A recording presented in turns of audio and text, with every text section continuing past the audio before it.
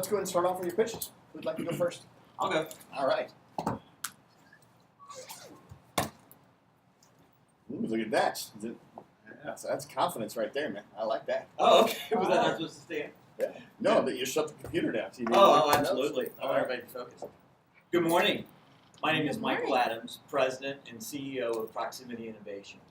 I'm a retail sales consultant. At Proximity, we empower traditional brick-and-mortar sales organizations to be competitive in today's shopping experience, where customers expect ease of access, instant gratification, and low, flexible pricing. Think Amazon versus Macy's. Having spent over the last 20 years implementing sales technologies, my solutions have generated millions of contacts, resulting in over $1 billion worth of sales. Retailers today, though, face growing challenges in growing their sales, building retention, and regaining influence in the sales process. We help solve those problems through our proprietary brick-and-click methodology. First, we work with a company to analyze the web and mobile competition for their products and services. Next, we move to speed online communication. Then, we work to improve the overall quality of the interaction between the product expert and their customer, utilizing buyer profile and activity information. We bring it all together with effective and engaging training for the team of experts. Finally, we continuously measure to improve results. You see, I stand against the current conventional wisdom because as a small business owner in the Great Recession of 2008, I was wiped out financially. Seeing the pain this caused my wife and young children, I strive to help those in need. Likewise, I see in my clients men and women who could face similar pain if we don't provide them with the tools to grow their sales and overcome the current decline in traditional retail sales. Our brick-and-click platform provides the weapon retailers use to grow their sales and retake lost ground in the gig economy. Thank you. That bar pretty high. Yeah, awesome. You should have let me go first. Or me. Any feedback for him? It was really good. I was excellent. It was I don't really know what good. a click is, but I would buy it anyway. All right, that's good feedback, though. You've changed that a lot since last week, right? You know You've why? been working on it. Because All we right. tell you who's a lot tougher than you guys, For your family? my wife Wife. and my daughter. Yeah. Holy smokes. You kind of, can I say, dumbed it down a little? Like, I get it a lot Yeah. better now. Yeah, I And that's did, what you yeah. want. That's your whole goal, is to make it to where a It's kid can friendlier, Yeah. Yeah. actually. I'll give you three pieces really of good. feedback. Great, good. So number one, I'd like you to remove the word empower because Okay. it's just overplayed. Okay, Yeah, gotcha. it's a bit like telling people you're going to help them take their business to the next level. Yeah. Right. Right. So find another word And for we're going that. to shift a paradigm. Yeah, exactly. I'd like you to get rid of the term sales technologies Okay, and tell me what sales technologies are. great. And then the last thing, and this is where she goes, I'd buy it, but I don't even know what it is. That's a problem. Yeah. So we need to define brick and click, and I think you can define brick and click through a story, Okay. where you can say, the biggest problem that retail stores face right now is the cannibalization of their online markets stealing business away from their brick and mortar or something. You need to talk about Okay. how currently there's no effective solution for how brick and mortar buildings can work with online click and pay. Okay. And I'd like you to put the word brick in one I get and that. online click and pay. Okay. And then once you say that in the problem, Okay. then you can say, through my proprietary system that I refer to as brick and click, we've joined the two together to where no longer is brick and mortar competing with online click and pay, but the two actually make both systems work more effectively. Or something Okay. like that. Gotcha. And I think if you say that, boom. Yeah, that's good. That's Yeah. good. I like that. Okay. I'll Alright. add that. Cool. Well done. All right, who's next? Since I'm looking right at you, might as well. I was going to get it over He's with. like, I feel like I don't remember it today, but I remembered it this morning. You Of can do course, it. That's always the way it So is. I'll try. So I'm going to take my stand. That's Because I have found that if I talk with my hands and move around a lot, I get very fast in my speech. And Yeah. the only way to slow my speech down so people can understand me is to take a pose. Is that your pose? Yeah, in my tape, I'm on my. I tried all different places. I tried my dining chair just trying to be like a fireside chat. Otherwise, it's like this. That's interesting. So I love the phraseology. good morning, Fires. Irene Rickus, the CEO of Children's Home Network, a home for abused children. We specialize in helping children that have serious challenges in managing everyday life events. We have been serving the Tampa Bay community and helping children for 126 years. Click, stop a second. So feedback from Jody has changed it to 1892, and I wanted your feedback on that. No. Should I say no? Say Yeah, I because think then I we have to can't do do the then I math. have to do the math. okay. Yeah, don't all make me right. sing. Say okay. And I feel like you're going to break into that Christopher Columbus rhyme when you say 1892. Okay. Oh, that's good. So, all right. 126 years. 126 years, and have recently expanded into areas of Central Florida. Most recently, we have been featured on the NBC Today Show, the Tampa Bay Times, the Orlando Sentinel, and several radio stations. We serve 20,000 children and parents annually in 7 counties. In my conversations with donors, they often share their frustration in identifying credible charities that they can donate to. They question whether the charity is dependable, trustworthy, and sustainable. And of course, they want to be assured that their donation will make a difference in the life of a child. Now, there are many good charities out there. What sets us apart is that we've been doing this for a very long time. And in fact, no, I can't go there, that's the bottom part. We've been doing this for a very long time. And we have proven to our donors that we are dependable, trustworthy, certainly sustainable, and an expert in our field. And in fact, we manage 145 contractual performance measures annually with an average rate of 95% achievement. So people ask me, why do I do this work? Because it's very challenging. You see, my son at a very young age was diagnosed with a heart condition, ADHD, and 2 learning disabilities. My husband and I had very demanding careers, but that didn't get in the way of our devotion in helping our son become successful.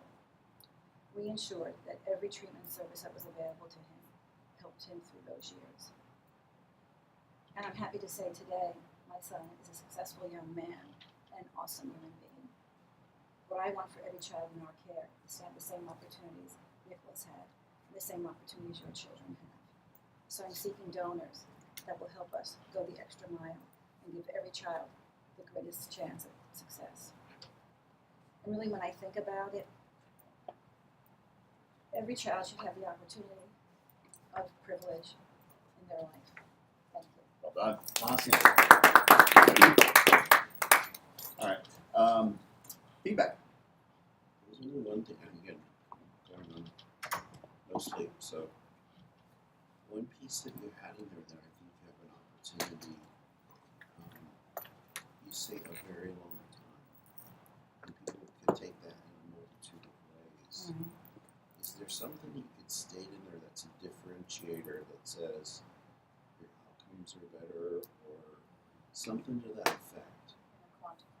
Yeah, because you've got such a cool story in that. Yet you have been doing it a long time, but what you've been doing for a long time is Okay.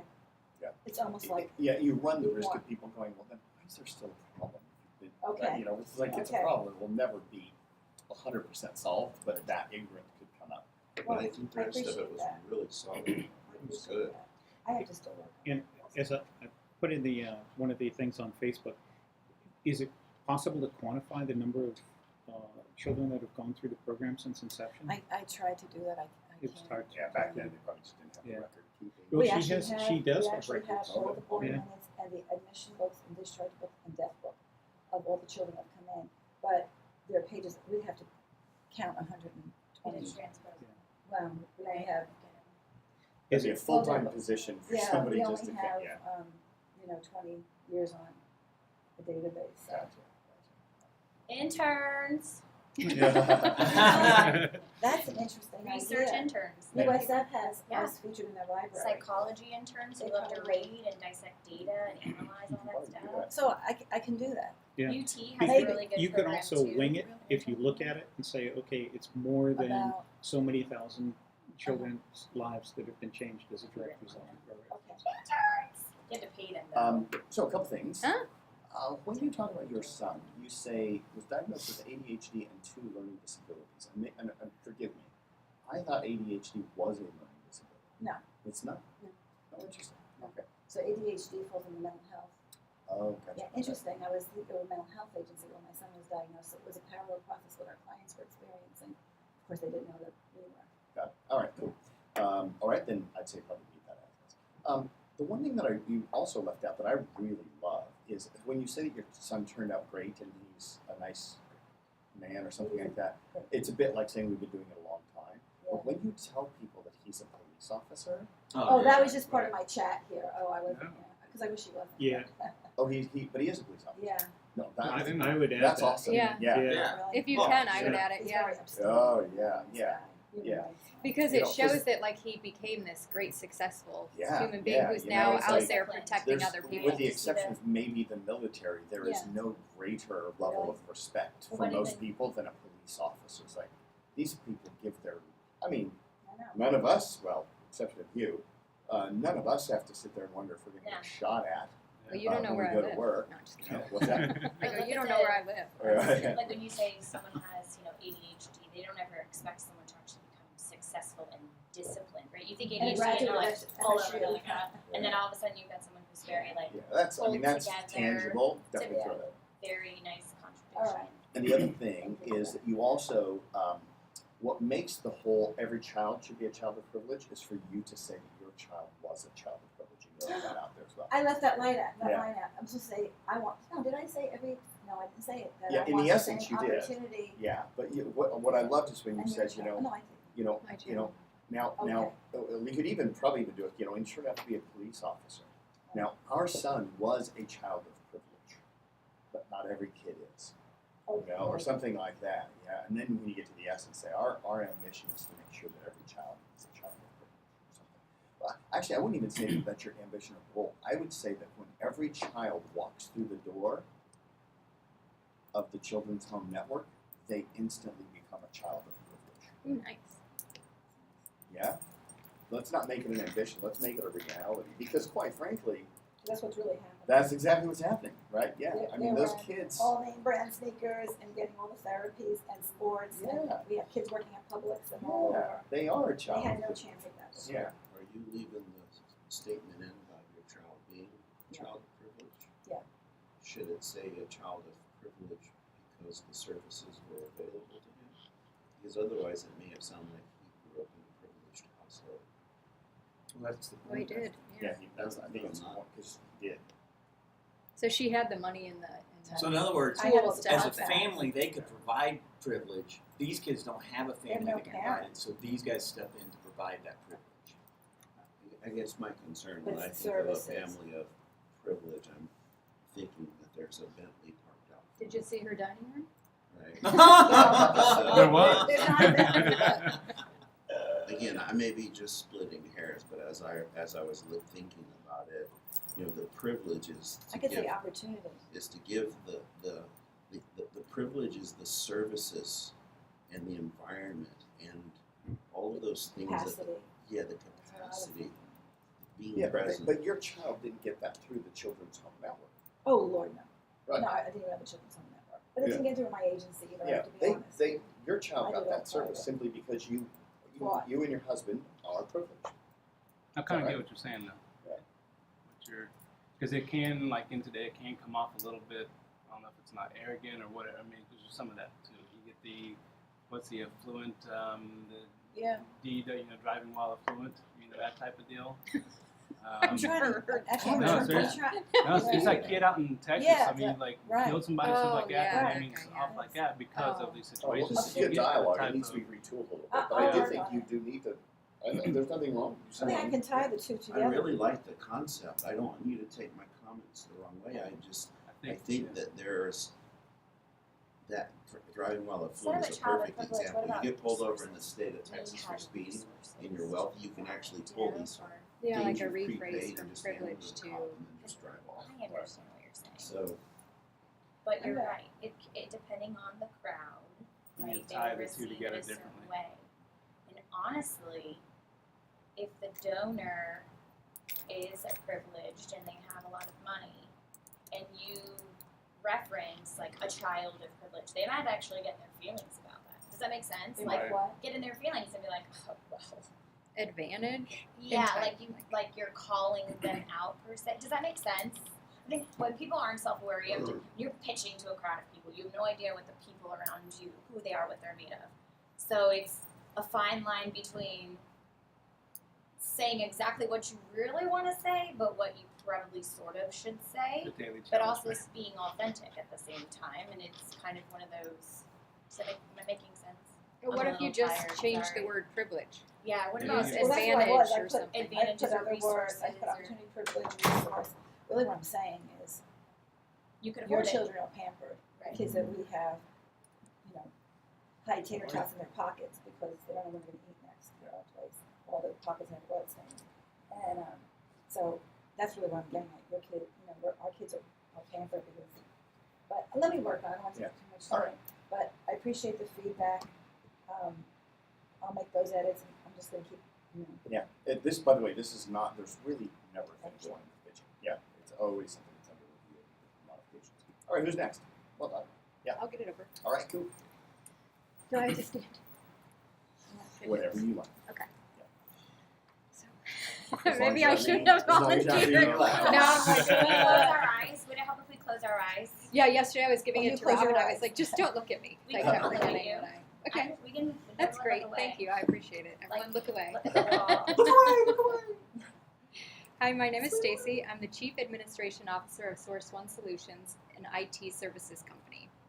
We specialize in supporting customers with multiple global locations. You looked. Sorry. Currently, we support customers in over 96 countries, such as the Bank of New York Mellon, Ernst & Young, American Airlines, and Disney. Having over 20 years of experience working with contracts has allowed me to work these global contracts for the organization, assisting the company in quadrupling its revenue over the last 2 years. Some of the problems our customers face are the high costs associated with hiring IT professionals for each location. That also leads to nonconformity in equipment and process. Housing spares takes up space, they're costly to purchase, and companies don't want the tax liability associated with owning assets that may never be used. At Source One, we take the burden off of the customer. No, we take the burden out of staffing.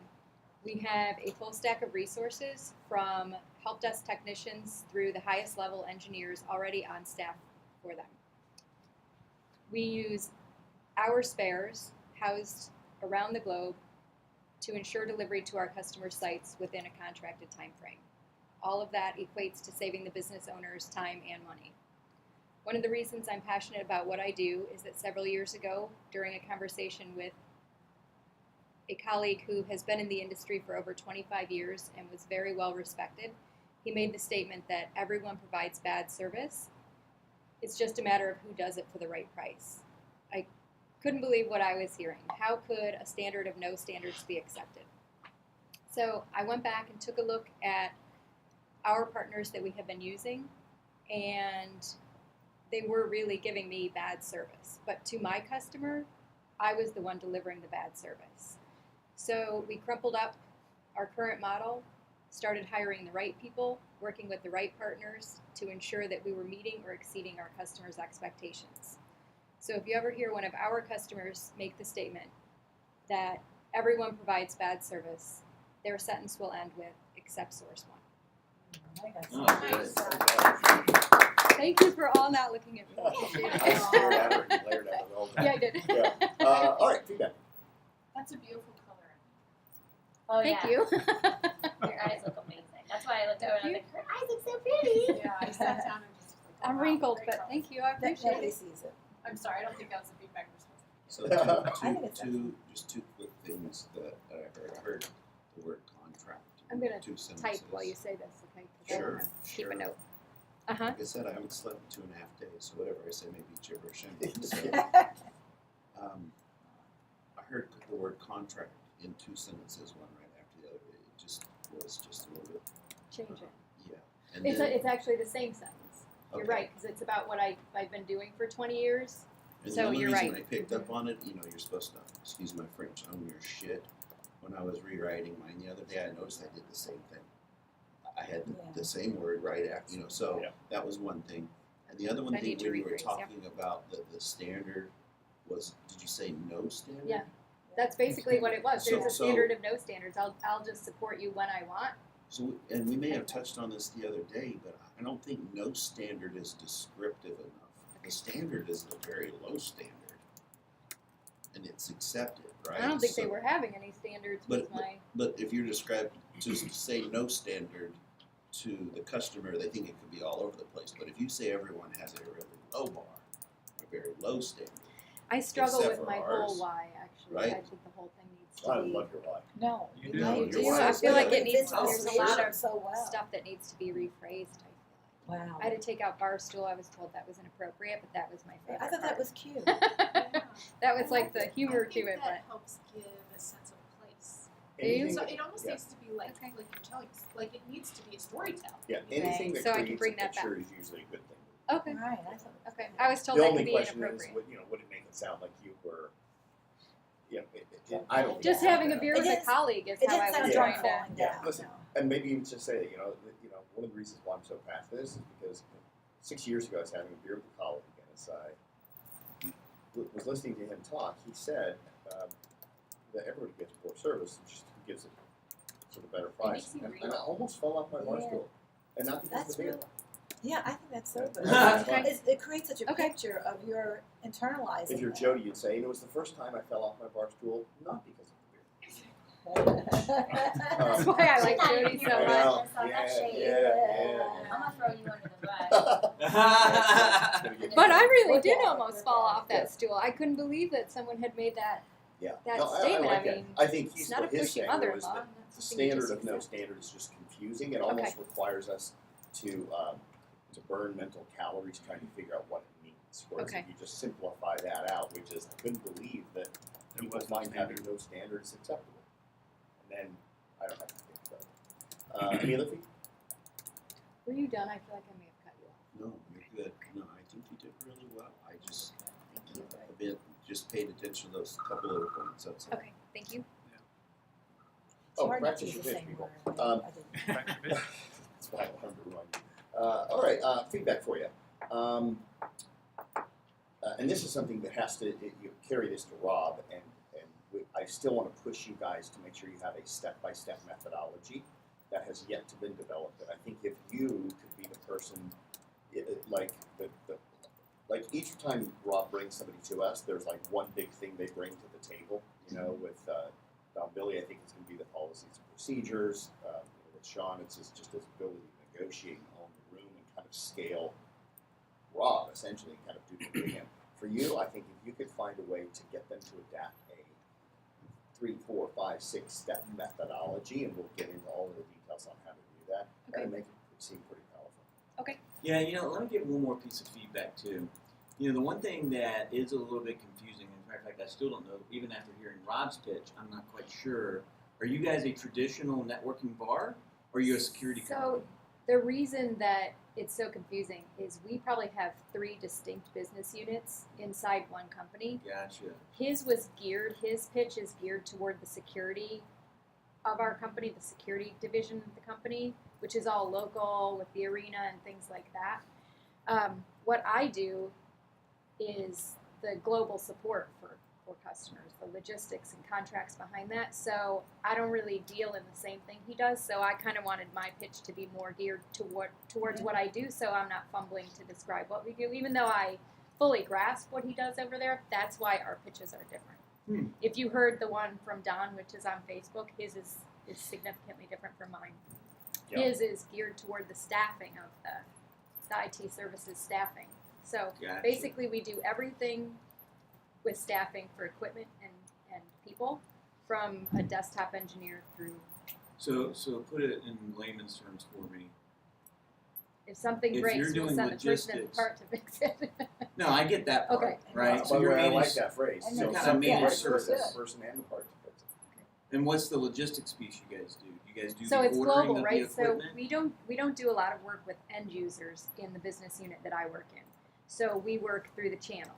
So our customers will sell to different customers who have these global locations.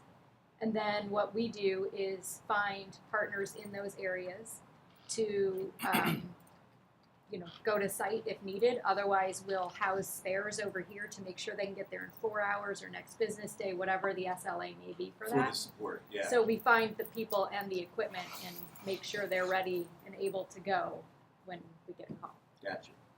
Does that make sense? Topher? Yes. Following up on that, I know we talked the first day about the fact that some of our companies offer multiple product lines that we needed to focus on the centerpiece. Yeah. But I shared with my staff on Monday, the executive team, that I'd like them to replicate what we're doing here. Yep. And each chief is over a different division. There's somebody over the residential and foster care, and there's somebody else with community prevention. Yeah. And so maybe we could talk a little bit about sometime about how to address how to customize this. I can't send them all through this course, so. Yeah. So yeah, we will absolutely do that. And one of the ways that you can do that is you could just cater the solution, so the problem is still always the same, but each department solves it in a different way, right? Right. But at the end of the day, the problem is we got kids that are high risk, abused, and then how do they solve it? So And everybody would alter their own personal story. and everybody has It their would own be personal nice. why. Yeah. This is what my Yeah. fantasy Jody's would look personal like. why is completely different than mine. In fact, her whole personal why for KPIs, because the reason why I'm so passionate over KPIs, because after I got laid off from a major television network, I was lost and struggling and got into the world of entrepreneurship, but I discovered that I'm not actually a great entrepreneur, but I found myself surrounded by these really dynamic entrepreneurs, and I realized that as an intrapreneur, if I went to work for an entrepreneur, I would find I can't remember what the whole thing is, but still, it's totally different than mine. Yeah. The other thing, by the way, is in your pitch, you said something toward the end there. You said accepted. Do you know in your pitch where you said It was the standard of no standards is accepted. accepted? Was being because I think the more powerful there would be acceptable versus accepted. it may be acceptable. Yeah. All right. I so- may, But that was it. By the way, Please I had don't. less I may have feedback for you fumbled than a the other two. Your only the only criticism for you really is just the comfort, right? And this is, by the way, you're already 10 times better than you were last week. Oh, thank you. Yeah. So I'm already starting to see you getting more comfortable with that. The more you get it memorized, the better it'll be. The more you do it, the easier it'll get. And eventually, we'll all be able to glare and stare at you. Yeah. No. Maybe next week Yeah. I'll Next actually week. make eye You contact will, with some you of you will. while I do it. All right. Who's next? All right, Andre. All right. Good morning, KPI. My name is Andre Hampton. I'm the founder and managing director of Streams Capital. I'm an investment advisor. I specialize in working with high net worth individuals, specifically to preserve wealth and generate income. I'm a lifelong entrepreneur with over 20 years' experience in business, finance, and real estate. I'm the author of the upcoming title, After the Oath, A Physician's Guide to a Stress-Free Retirement. I'm a charter member of the Family Office Club and a qualified family office professional certified in working with, as a qualified family office professional certified in working with centimillionaire and billionaire families. We attract physicians, business owners, and CPAs who have clients who are considering or actively preparing to sell an operating business and have assets between $8 and $25 million. Liquidity events generate lots of cash, but that creates some unique problems. One is people don't know exactly where to put it, where it's protected from bad things happening. Market crashes, bank failures, inflation, lawsuits and judgments, creditors, taxes, and more taxes. And second is they need to replace their income in order to maintain the family lifestyle without depleting their capital. And third is they simply don't have the time or the expertise to make the direct investments. Our solution is a system we call Smarter in the Long Run. First, we listen.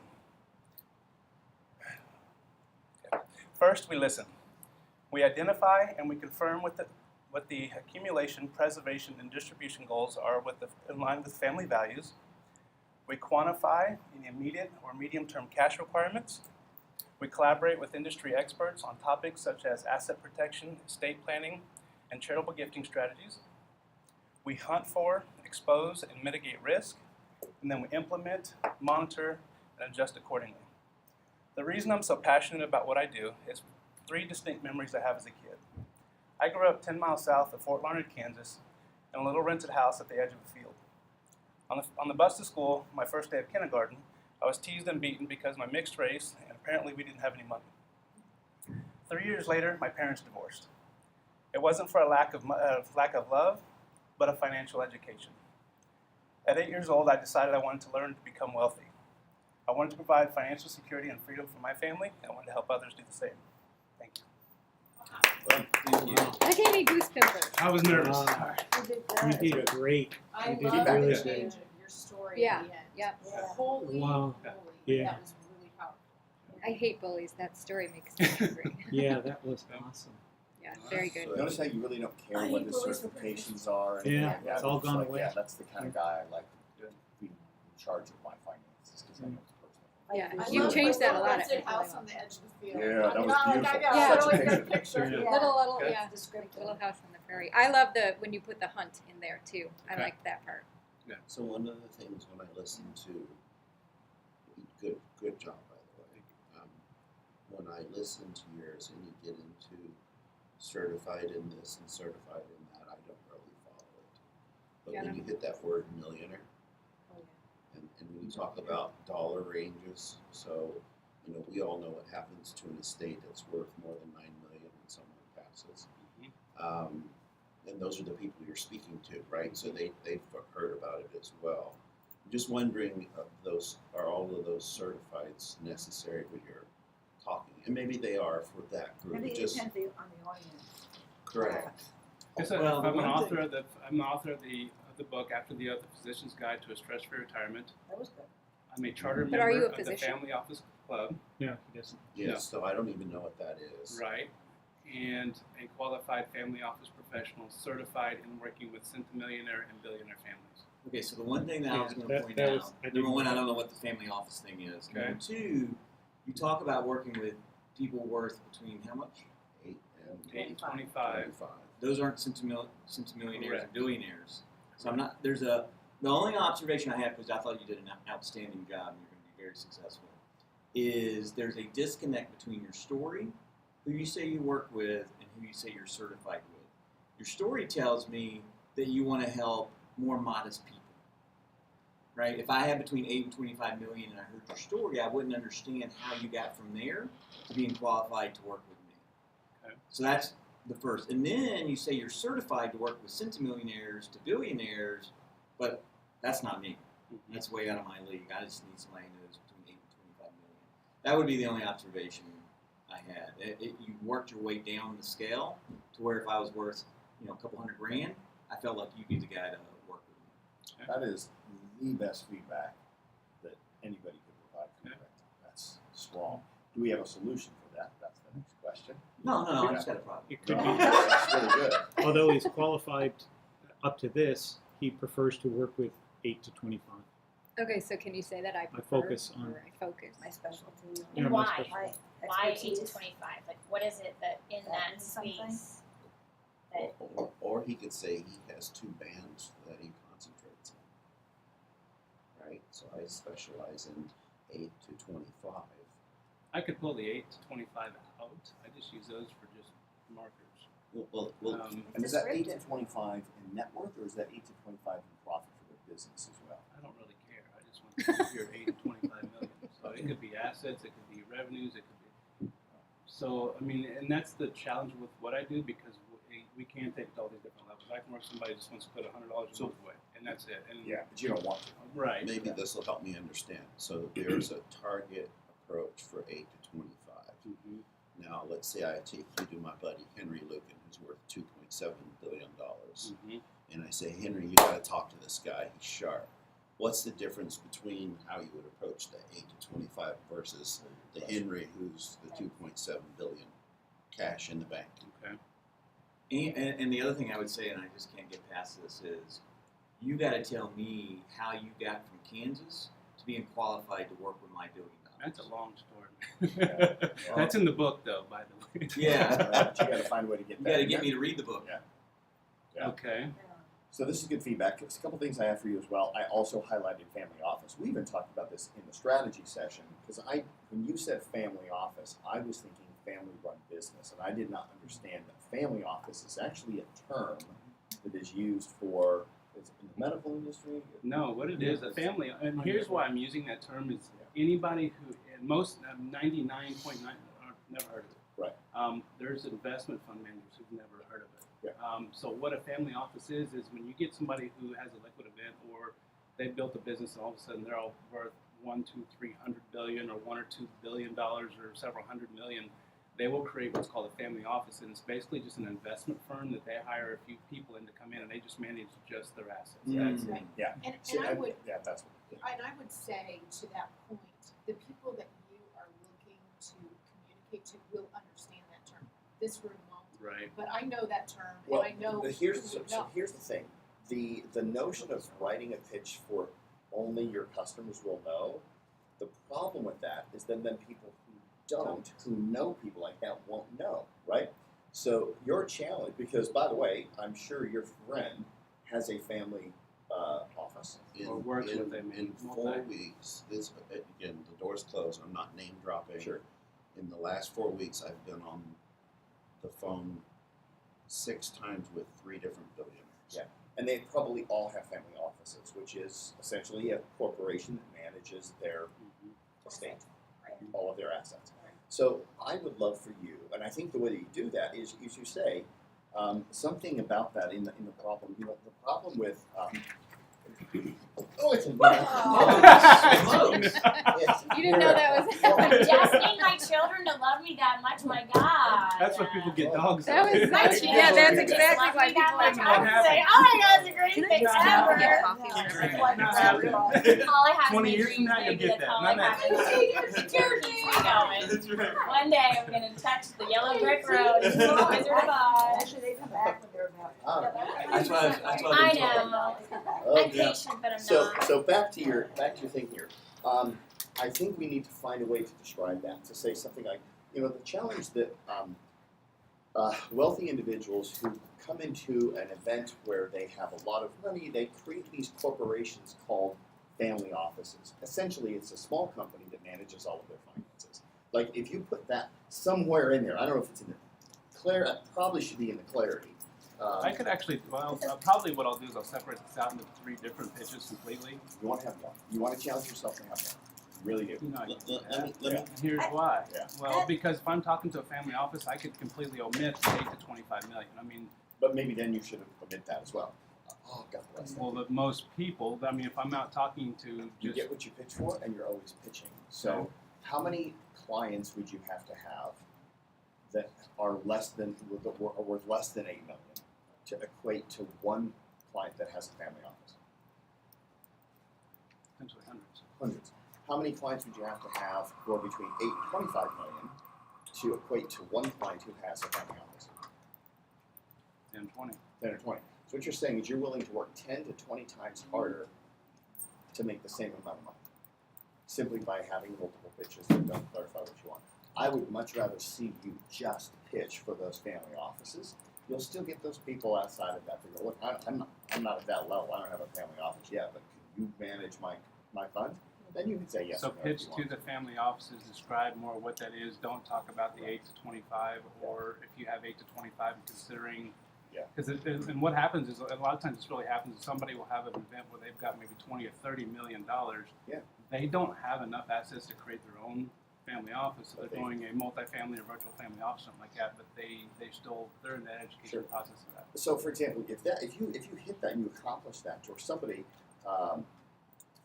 like a Michael hears that, then he can, in his conversation with his $2.1 billion buddy, go, hey, just out of curiosity, do you have a family office to manage your finances? Right? And then he goes, well, I've been thinking about doing this. I got a guy you got to talk to, Yeah. right? You know? So Yeah, that's that's the great. whole goal, is you want all of us. But there's another side of this. So, like, I have one friend years ago, and this guy started with nothing. He went around and dropped people's chimneys and collected their bricks and built a home from scratch. And then one day he heard about this thing called a Wagyu cow and decided that he'd figure out how to import Wagyu cows, and no one knew what they were. And now all of a sudden he builds this massive, lives in true poverty, continues. He's sending me a fully butchered Wagyu cow this summer. One Wagyu steak is between $100 and $300 each. This guy knows nothing about this stuff, but has so much money he doesn't know what to do with it now. And this is just one of 7 businesses this guy has spun up. So if you dumb it down to where, as Trump says, I know a guy, right? Yeah. I know some guys. Okay. I know some people that are here, like the Probascos and the guy that invented the 10-10-220 long distance, Henry Luke and Luke Communications. And then I know the guys over here who started with nothing and are building their way up and have no idea how to protect their assets. They're Oh my lost. God. Right. They're lost. They know they need to make more. That's their defense mechanism is I got to keep working my fingers to the bone. Get out of the hole. They don't know what you can do for them.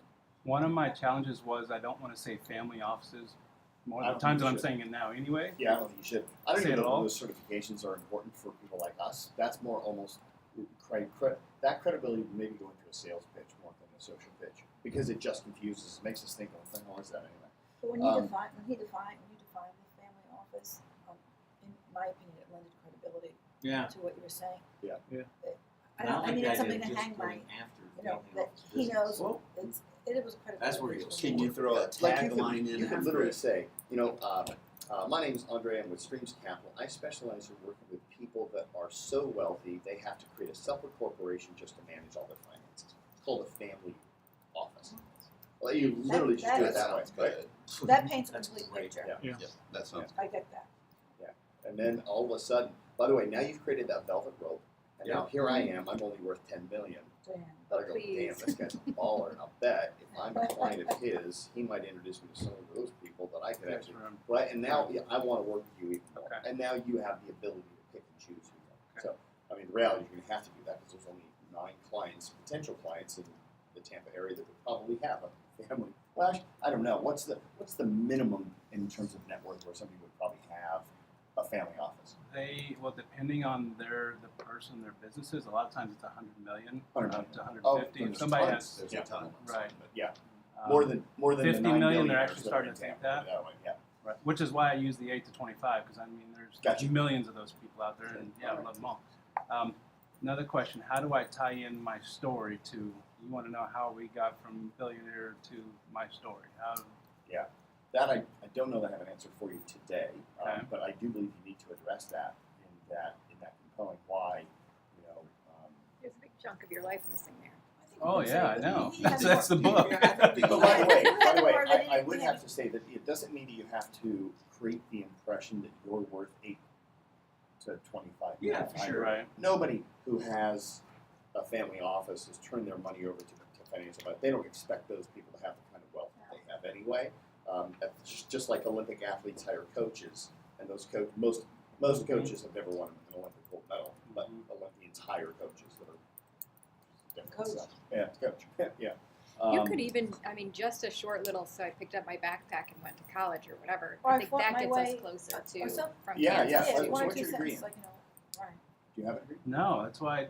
That's Okay. what I'm saying. I haven't You been do to say college. that your Gotcha. parents No, were I know. uneducated, right? So Yeah. What's that? you say in there that it wasn't for a lack of love, but a Financial lack education. of education. Right. Yeah. So But my financial education is all real world and go get the But exams. maybe that's and, it, right? Yeah, While so- other people go to a university to get an education for 4 years in finance, since I was 7 years old, I've been studying real world applications and what actually makes money. For Okay. me, it's not about philosophy; it's about real world application. Maybe even something like a comment like that. Yeah. Get on the bus last and get thing out that of I want to share Kansas, with you, Andre, right? then we got to move on. Yep. Is I'm not a fan of shuns in pitches. Of what? Distribution. There's a thing where you say 3 shuns: distribution, capitalization, and accumulation, distribution, and accumulation, preservation, distribution. the reason why is those are what we refer to as a nominalization, and they don't create any type of a picture whatsoever. Right. So how do you know you've created a picture when you denominalize those types of words? And how do you know you've done it? If you can fit what you're talking about inside a wheelbarrow, you've denominalized it. But if you can't, you can't take the concept of distribution and put it in a wheelbarrow. Could you take a picture of a wealthy individual distributing funds to various accounts and stick them in a wheelbarrow? Yes, it'd be a wheelbarrow, but you could technically do that. So if you can get the shuns to ings or oots, you're probably going to be off better. Then it's going to create a better picture. Okay, got it. And I don't have a solution for you No, other that's easy. than I can do you'd have to kind of wordsmith that out. So, Okay. But by the way, once again, just like everybody here, I can tell you guys are rehearsing, you're practicing, they're damn good. If we just make that active, accumulate, preserve, distribute. Yeah, that's already better. Then yeah, and it's just less silly. Who's next? We got either Mother Flocker, Gina, or Lori. Oh, you were laughing. Was that a yes or a no? Every time I get to see every time. All I right. memorized my pitch and then I was like, I recorded it and I was listening it to on the way here and I literally went, I fucking hate this. Well, that's okay. That's it. Sometimes you got to go through those. Let's go with Gina, and we'll So I'm finish not up. ready yet. Well, Not sure, ready yet. delivered anyway. What? But it's still delivered anyway. I will. So I got one stand ANDRE. and one sit. Are we supposed to be standing or sitting? Whatever you like. Hi, my name is Gina. I'm the CEO of Praxis. We are a user experience design and software development company. We work with businesses that produce $30 million or greater in revenue annually and have products that use either artificial intelligence, machine learning, or virtual reality. We have been in business for 14 years, helping businesses, Fortune 500 companies like Honeywell, Thales eSecurity, and even one of the 3 major credit card companies, develop products that have brought them over $1 billion worth of revenue. The problems that our customers face involve tremendous stress to complete projects on time and on budget. Oftentimes they're hearing excuses from their internal development teams.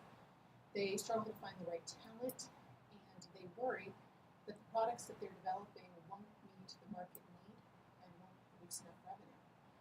We solve that problem using a 4-step process, beginning with a complete research stage in which we identify key users and their primary needs. We develop the product using 2-week sprints, continually testing with real users throughout the life of the project. As a result, there are no surprises. Our customers know exactly when and how much. And most importantly, they know how their product will be received by the market. On a personal note, I have had the good fortune of having fallen in love with my now husband after the merger of our 2 companies. And I'm proud to say that Praxis is a 51% women-owned business, which tells you who the better negotiator was. The reason I'm so passionate about what we do is because of the opportunity it affords us to bring diversity to the world of tech. In order to create innovations that advance humanity in a authentically positive way, especially in this era of artificial intelligence, diverse perspectives must be heard and valued. Praxis uses diverse and collaborative teams to help businesses succeed, scale, and grow. Yeah. So I'm glad you added in when you talked about the diversity, about how you offer that diversity, Yep. because I don't think you did that last week, and I was kind of wondering how that ties in. So I'm glad you added that, because now I get it. Good job. Anything else? So, who at this table knows what AI is? But you're right. Like, It's good feedback, though. like Should real say. life. So should I Okay, say artificial intelligence? You So do, it's don't you? just- Machine language. so who here knows what machine learning is? Anyone know what Yeah. PLC is? Don't answer. DLC. Yeah. So, I was thinking about yours, because you sent a little clip, and I was thinking about this. I think there's a way to make your opening sizzle, because artificial intelligence is such a buzzword right now. And virtual reality, people don't really grasp the really cool things that are going on with VR right now. So just, I don't know the solution, but those were the things that stood out to me when I was listening. I think that's great feedback. Yeah. I love the word sizzle. I can't wait to read sizzle. Yeah, it's awesome. Yeah, the only thing I thought it was number one, outstanding. I mean, I It follow was. along every step of the way. If I was, in my CIO role at Remax, I'd have been like, oh yeah, these are the guys I'm going to talk to. The only thing kind of following along in line with that is, the only thing that was in the back of my head was, are you saying AI and VR because that's the hot thing right now, or is that really where you focus? Because if that's where you focus, then you're the guys I need to talk to.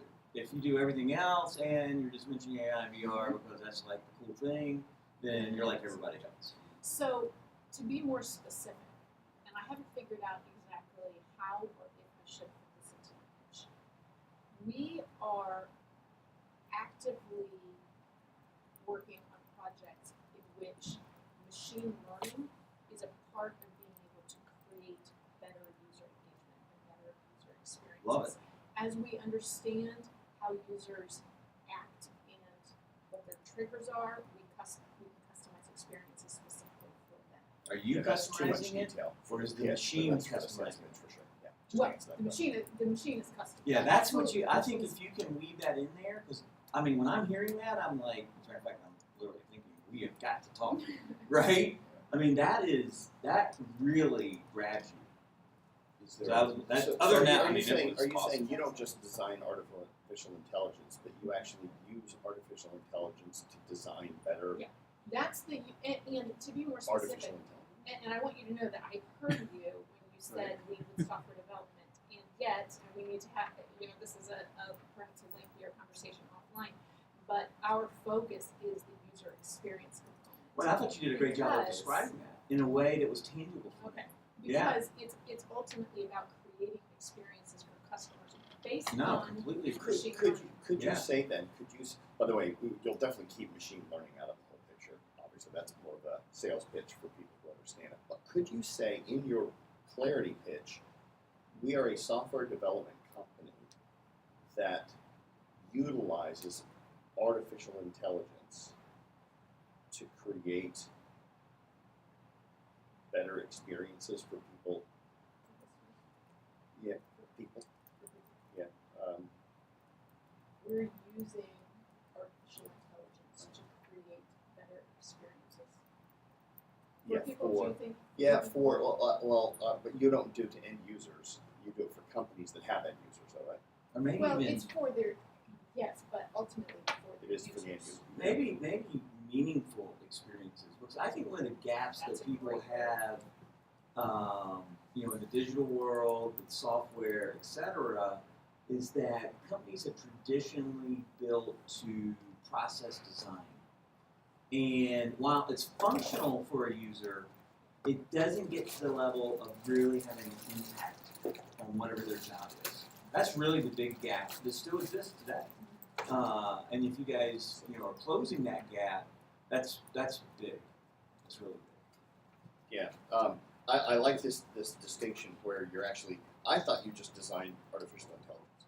I didn't realize you use artificial intelligence to design better software.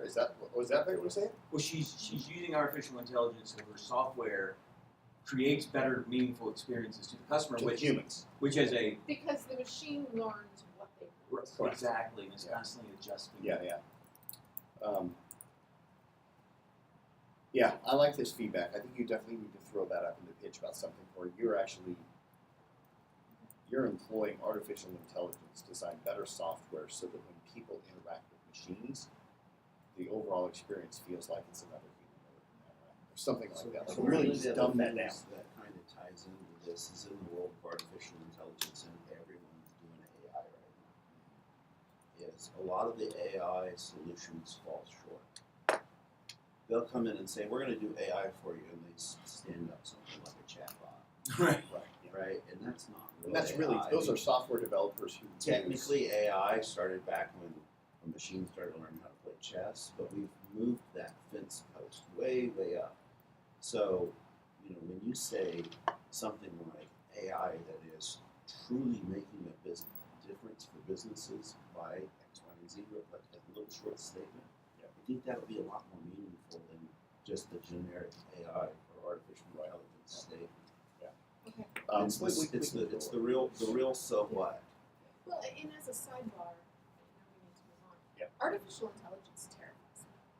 I mean, it is a scary world, and that's part of my whole. By the I way, thought you did a good job of that's a that. pretty compelling why. The reason why I'm so passionate about this is because artificial intelligence terrifies me. And then explain why it terrifies you, and that's why you're so committed to making sure that when you design. I That don't know if actually might she's, be I'll wrong. tell you though, based on what you described as the reason and the passion, I could tell it terrified you. Oh, it absolutely Yeah. does, and we I thought have that was a really good. responsibility Let's keep to going. train machines. So, yeah, by the way, and there's it. So we have a moral I think obligation you to should say train. Yeah, what you just said, write that down. That's brilliant. That's a very powerful, compelling why. More so than even, and as much as I feel scared. Yeah, actually, much as I love to hear that forget the they might be merger. falling in love, this is very Yeah. appropriate. Listen to the difference between this phrase. We've been in business for 14 years and worked with businesses who blah blah blah, or for the past 14 years we've worked with businesses. Right? That second way of saying it just flows much better. You don't have to say the word businesses twice. For the past 14 years, we've been in business. For the past 14 years, we've helped blah blah blah or something. I think if we put that stuff that you guys had said about the distinction about AI, will eliminate the one thing that I still don't like, which is where you say software design and user artistic software. But User experience design. yeah, I think you get rid of all that. But that's okay. I think when you do this now, that'll actually find its way rejected anyway from it. So Who's next? borderline delirious, when you say that you're the better negotiator, you should say, however, my husband got the best corporate relocation package in the history of corporate. Yeah. That's awesome. If you end up sticking with that, I like that line a lot. Yeah. But I do think the whole thing, AI terrifies you, and we have a moral obligation, is even more compelling. Yeah. Let's see here. Warrior or I'm motherfucker? going to end up reading. I apologize, but That's how I would. I I'm think the words delirious added at this something All to right, it. cool. So- But that's okay. Life has consequence, so if you're not ready, you're not ready. But read it up, that's good too. Fire away, my friend. hi, my name is Michael Lawley. I'm a turnaround specialist, and I work with billion-dollar businesses using my many years of experience in helping to fix issues, grow their business, and make more money. Past companies include multi-billion-dollar companies such as, there's my double by the way, as WebMD, Blue Cross Blue Shield, Magellan, as well as startups like Liquid Money Flow, which was featured on the hit TV show Shark Tank. The problem companies typically see are a lack of experience at their new size, scale, and growth trajectory, or just don't know how to launch. Some just don't know how to make money with this really cool thing that they have, and at scales, inefficiencies are seen in their use of their precious few resources. We solve this by guiding them through a 5-step program process called the Pathfinder methodology, which is crafted to enable meaningful movement to solve problems at hand. They are guided, coached, and help to reimagine ways to eliminate inefficiencies. The reason I am passionate, in 1997, my brother was hit by a drunk driver, and they removed a third of his frontal lobe in order to save his life. Kerry was my best friend, executive coach, and mentor. As a result, I left corporate America to be his care provider for a year. This changed me forever. When I was able to re-enter the business world, I did it with purpose, to honor him. My mission is personal, and it's to help others, just like Kerry did for me. I focus on the only two things that you will have in the end: legacy and memories. People describe me as the ultimate CEO, who reimagines strategy, nurtures relationship, has a bias for action, and a drive for results. Got it. Your delivery was really good, even though Feedback? you say you're delirious. Your delivery was really good when you slowed down. Yeah. It was really good. Thank you. I really, really like the legacy. Yeah. Yeah. And I'd love to see you find a way to make those your last 2 words. Okay. I was going to say the same thing. I think that last thing on that tagline actually weakened that part. I thought it was the Yeah. So if I were to take the people who describe me as the ultimate CEO who reimagines that, and that thing says with a focus on the two really important things, or the two main. You can even type that down. You can say, I'm known for being a CEO who helps companies create legacy and what was it? Legacy. Yeah, legacy and memories. Yeah. A culture of legacy memories or something. Yeah. Those are just really strong words. Yeah, it's And to end that with, you know, the not an upswing in your voice, but you know, just those last 2 words and Yeah. you know, a deep proper voice in this. The other bit of feedback, and I didn't have a lot at all, was if I said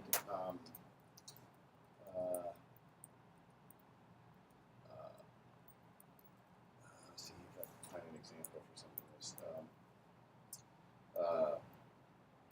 If I were to tell you that I specialize in working with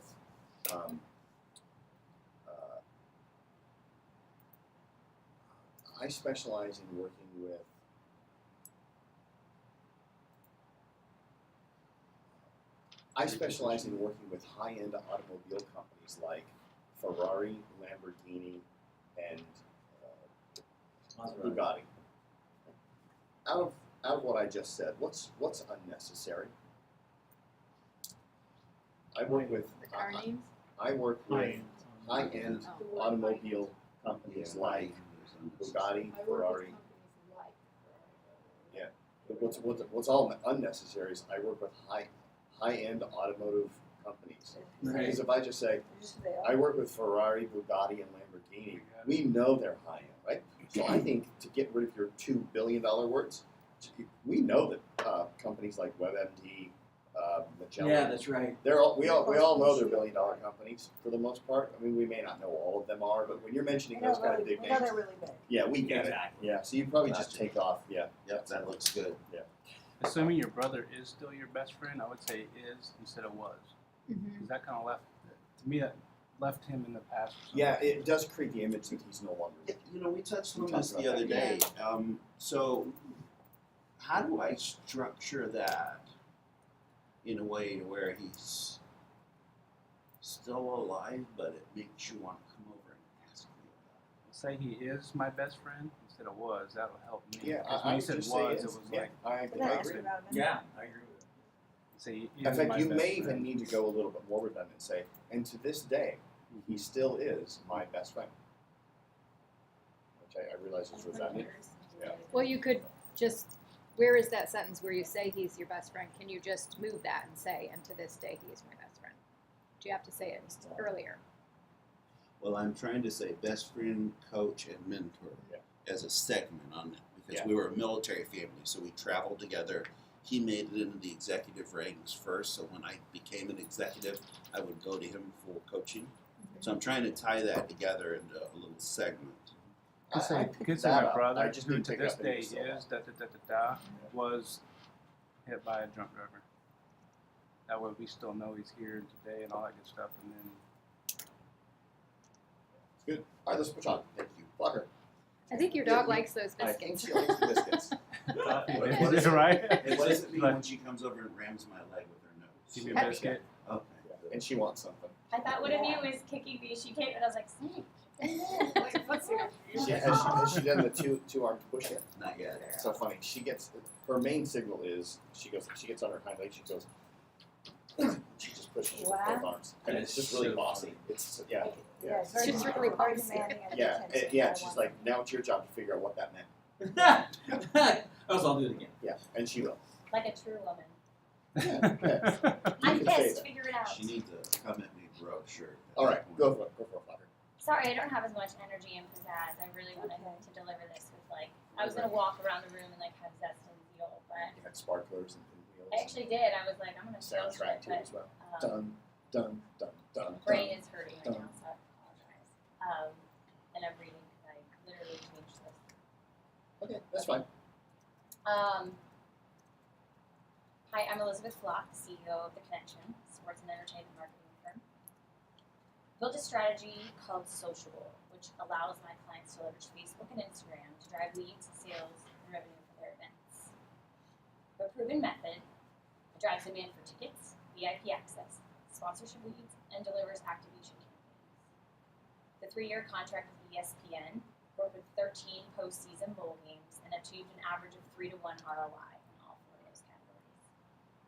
Now, sports and entertainment have 3 pain points: putting butts in seats, driving new sponsor leads, and giving the sponsors a feeling that their money got them something more than a bottle of champagne or a logo on a wall.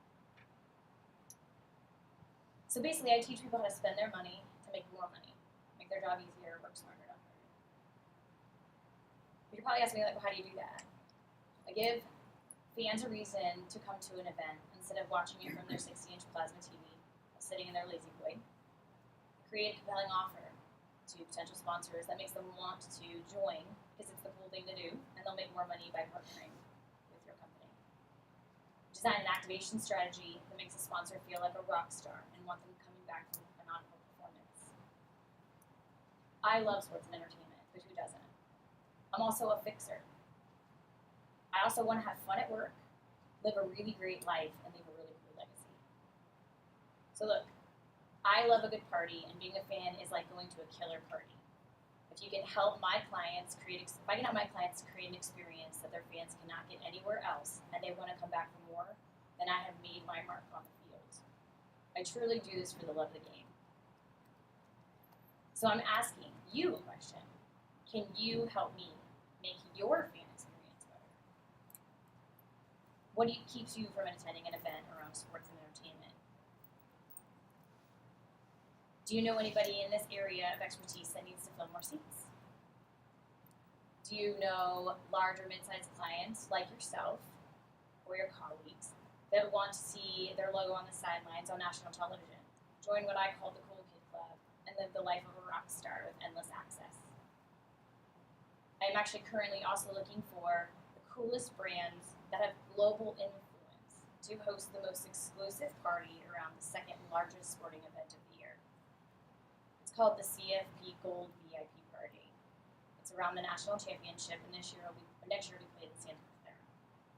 It will be the most epic party centered around a live activation experience with tangible results. I want to change the game, plain and simple. Our playbook gets our clients in the end zone and raises their stats. We want to play on your team. We want to help you be the MVP. We're the leaders in our industry by putting fans in the stands, making it rain with other people's money, and giving them something they can feel. Sports, brands, and fans, it's who we are. Sorry, it was really I like you put the opportunity and next steps in there as well. All right, feedback. I didn't like the word spend. Yeah, I changed it, and it was a really big word, and then I was like, Invest? reappropriate, Invest. invest, Yep. yeah. I actually use a cliche, but I don't know how to tie it into this just because it's a little different. But when people basically ask, like, well, how do you do, like, they'll ask me, like, how much should I spend? And I was like, well, I equate what We don't need that for you Right. to get the feedback. like the stock market. Any other So yeah, the one piece of feedback I would give is you start out talking about your digital media Right. expertise, but then you lost me when you started talking about creating the greatest party, and so Right. I'm like, are you an on-site event manager? But part of the or- activation process is actually, it's a social and active activation campaign. So an activation in sports and entertainment is like signage. What do they get for their money, right? Is it social? Is it digital? Is it on site? And it kind of culminates into one thing. But are you Centered running around the all event. that? Like I was just at the Miami Boat Show for a week and a half, right? And the company we worked with did all the QR codes, and they could scan them at the booths, and that was their focus as an event marketing company. I went to a bunch of parties that a different company put on for C. Ray and Azimuth and all those different guys. So I'm trying to figure out where's your is it all those things? Well, in the activation part, it gets a little more complex. So it really depends on what is a sponsor paid for? What are they getting for their dollars? And then you have to actually, I think it doesn't get more complicated. right. Do you provide that deliverable or not? Do you outsource it or do you provide it? We outsource it. But you Does the manage it. customer know that? But, well, it's not something that I really try to focus on. It's just something that kind of happens because around social, right, there's coverage that's involved.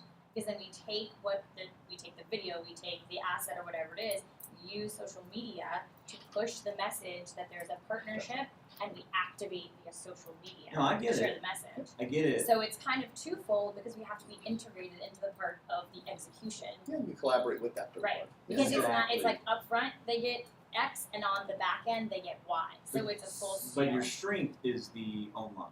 Correct. That's right. That's So where I what would stay does- focused. Right. When you partner, when you contract out part of what you're describing in your pitch, can you tell me one more time specifically what it is that you contract out? Like, what is the part that you don't specialize in, whether your customers know or not? Well, if there's like for the CFP, I'm actually partnered with a company and we're gonna put together a really big party. And this proves the model of activation, right? Somebody comes in and they're like, I'm gonna spend $1 million to be the headlining sponsor for this particular event. And then they sell tickets, there's an event, whatever. But then that's it. But what? It's, So my it's a very question quick is- question. You don't do the event planning for the party, but you sell the tickets for the party. Correct. We promote it, we cover it, and then they can leverage that post-event for their marketing efforts and to like just drive So this awareness is- around what they've Yeah, done. so you're getting so caught up in the process Right. That's that you've forgotten that they only care about the outcome, Right. which the outcome is more butts on seats, Right. better bang for their buck kind of thing. Right. Yeah. So I focus on that. A couple things here I heard is this is my personal thinking. I think you should pull out the whole Facebook and Instagram thing, and I'll tell you why. That's a deliverable. It's a feature. It's for the sales conversation. That's not up front. And the only reason, and I'm not even opposed to you throwing it in there, but here's the challenge with that. The moment I hear Facebook and Instagram, and maybe this is my own bias, I'd be interested in your opinions as well. I have a lot of judgment against online marketing experts that specialize in Pinterest and Instagram and things like that. Because my impression is that they are generally stay-at-home moms who just play online, and I don't see that with you. I want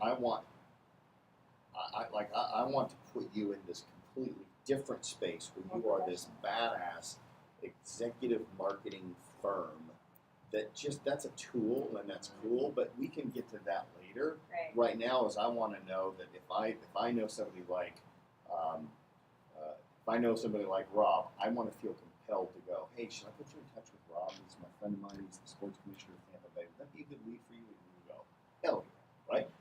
Or I go, man, I want to put you in touch with Nitro Solutions. They're sponsoring everything right now. Would that be a good lead for you? Or like that's good. And I won't do that if I think that you just sit there and create memes on Instagram. Right, and that's that's why- not what you do. You get And the that's idea. the hard part because people that. don't understand social media advertising. No, they they think that social media is just the shit you read on your Facebook page. Right, yeah. And I'm like, Well, but you There's program two that. pieces. There's You two program pieces. that because you even said Facebook and Instagram. So that's all I'm thinking. Well, you no, do. and at first I didn't want that in there. Then we had talked about it, and I put it in there, and I was like, I don't really want to put that in there. I think you should take it Because out. it's not just that. We do other things Yeah. too. I think you should take it It's out. basically creating an entire digital infrastructure to sell tickets and drive leads. Yeah. That's a I great like way to put it. digital I like that. That was That's awesome. really except, what for, it is. except for the word I was- infrastructure. But yes, But I do that though. Well, Like, even I that get what you get. do. I'm saying, It's too many Put syllables. another Are you word. saying well, give me another word that sounds cool. Are you saying digital marketing, digital campaign? Have to be What, looked up. what do Digital you process. forget Facebook, forget the 72 other common sites that are used. So we did a digital marketing campaign at Blue Cross. Listening to, I'm just taking. Because what we found was similar to what Topher said, there was such a small percentage of Facebook marketing companies that were actually successful at delivering results. So there was a negative connotation that was attached to it. Right. So we avoided that altogether. Well, the one thing we can tell is that we actually ranked in the top 1%. So again, That should be- part of your Yeah, you sales don't stuff, say that. that's a You should say That that. should That definitely is- be- you that's did say incredible. that last That's the week, though. credibility. Yeah, for sure. Yeah. May I because also- if you remember the ice cream slide, you're vanilla, right? And you That's need vanilla. everyone to know you're vanilla. Best in the world for So online not sports vanilla. promotion. Maybe I suggested that in the introduction. The Your- clarity piece. Yeah. The niche, Mhm. the Specialty. hi, my name is, we are a blah blah blah company, and then you get to it's the niche. Is that right? Yeah. From my perspective, that felt way too long, and you lost me. Yep. And then I felt like, oh, she just said ESPN. So if there's a way for you to cut out all of that verbiage and get to ESPN, you will grab them much faster. Something that I really loved was you said something about making it more attractive to go to the game than sit in front of their 60-inch TV. Yeah. That's keep that in because that's really Yeah. good imagery. You also at the beginning in your clarity piece you talked about the three. I said there's three things that you say them, you repeat them in the problem, and then you repeat them in the solution. Yes. You get rid of them inside, and I think that's what she was talking about, where there was this gap of too much data in the beginning, where you could just say, my name is Elizabeth Flock, I run Connection, a digital marketing firm that specializes in helping the sports and entertainment industry put more people in their seats, or get more people to attend live games. Like just really keep it simple. We work with companies Yeah. like ESPN. Yeah, You that's don't great. want me to burn calories trying to figure out what you do. Well, and that's That's what a- happened. this got so long, and I like recorded it, and I'm like, God, I don't even want to hear myself talking anymore. Yeah. When it gets too long. And so I was like, so I don't speak like this. Yeah, This there- is not how I speak. there Like, is a- we sit down and you say, Yeah. like, this is what I do. I put butts and seats, I Yeah. draw sponsor leads, and I create patient needs. What do you need? Yeah. Like, tell me what you need, That's all and you I need. will Yeah, create keep the it simple. solution. there's a book called, I don't know if I talked about this last week or not, and I just started reading it at the recommendation of our CEO, Matt, and I'm in love with this book already, and I've just finished the first chapter. But let me tell you that let me just read a little simple. This I think really kind of clarify exactly the power of what happens when you just keep it clean and simple. Let's see if I can find it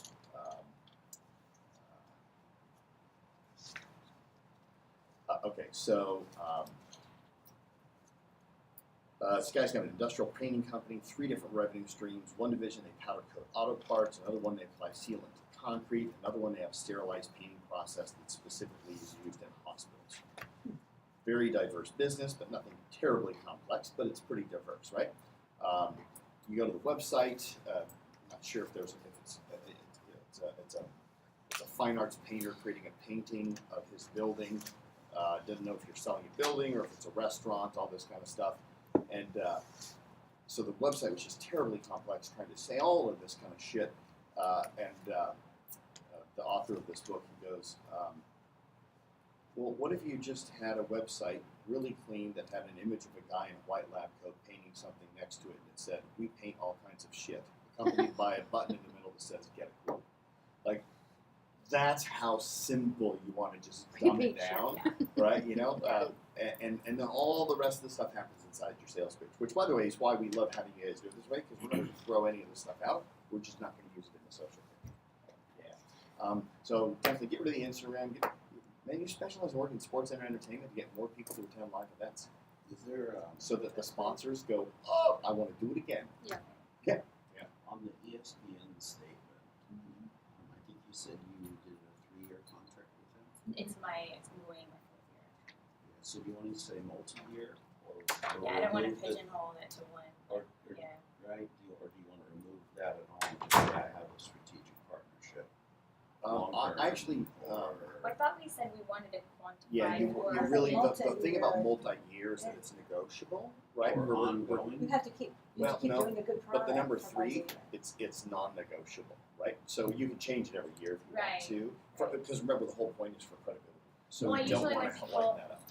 I actually do have a better pitch, but this has made me have to make it like super perfect. But I actually do have a pitch that's super effective. But it's that I always say I'm a contractor of ESPN for the last 4 years, and we drive digital sales to their postseason bowl events. That's it. Can you, Pretty Right much there, what I you do. say that. Can you throw ongoing or something like that? Again, it sounds like you're putting that second fence up. Yeah.